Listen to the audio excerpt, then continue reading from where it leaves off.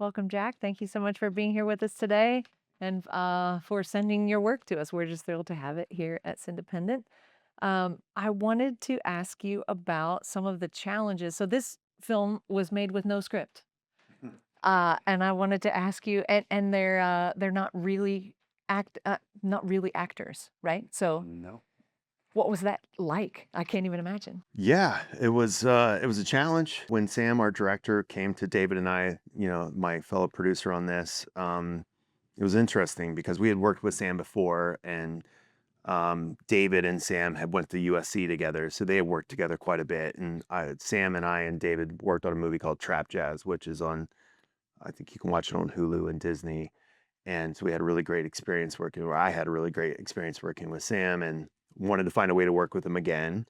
And then at some point, he dropped in our ear that he had this concept, The Singers, that he had been wanting to do for a while, like years. And I think one of the reasons it was an idea for years is because no script, 35 millimeter, and all non actors.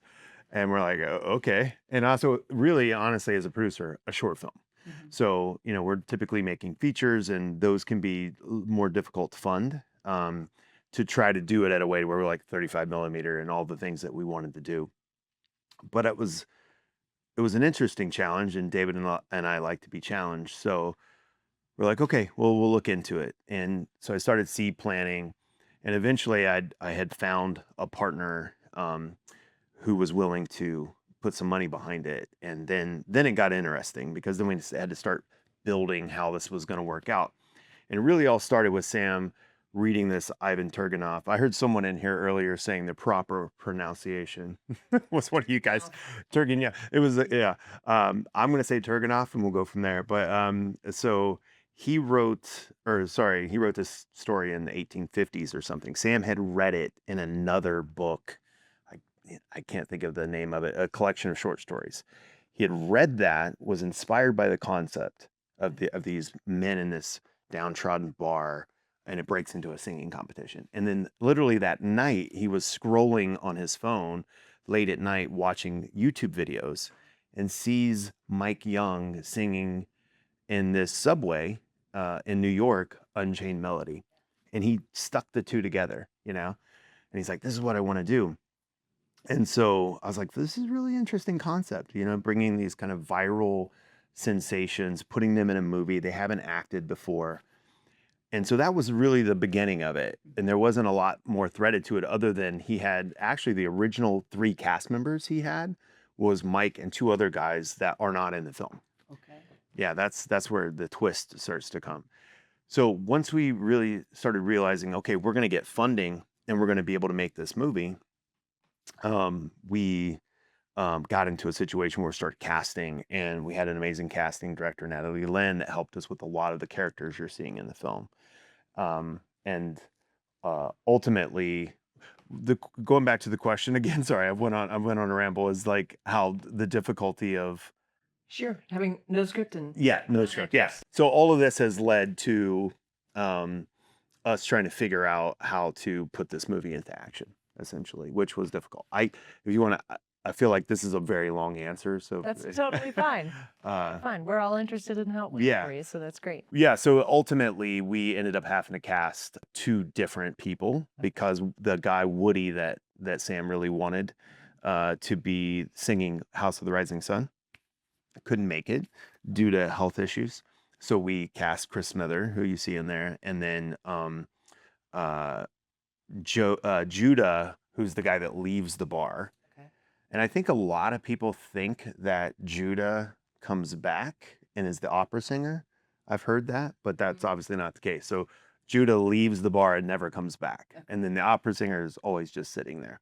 So, and then the piano player was a last minute scenario. And he played for real? Yeah. So Sam found him on a video busking in New Orleans. That's amazing. And honestly, about 4 days before we started filming, we had lost Woody.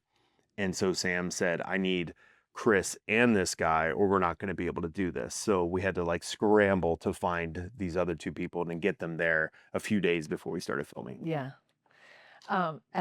sorry to interrupt you. No, go As a ahead. pianist myself, I was very impressed with him because I'm watching and I'm thinking, is he really playing? And I'm listening to what he's playing. And at one point, he does a really complicated right hand thing, and then he puts a cigarette in his mouth, and I realize he's done all of that with just these 3 fingers because he's Yeah. holding a cigarette. Yeah.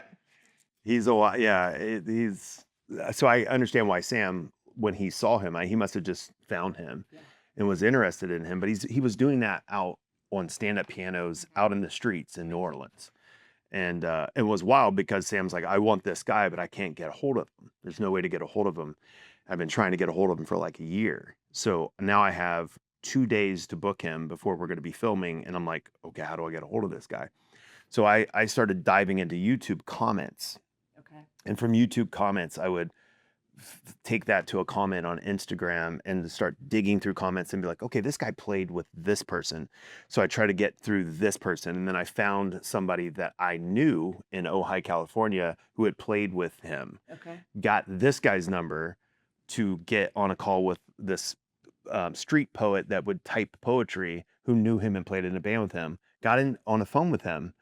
And then he put me on the phone with Will that night. This was like a Tuesday night. We were filming on Friday.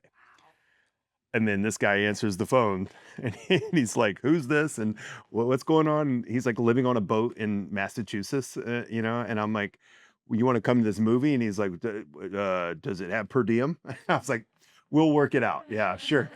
So we flew him in. Like everything happened 2 days before we started filming, 2 or 3 days with two main cast members. And it was like, crazy. Yeah. That's amazing.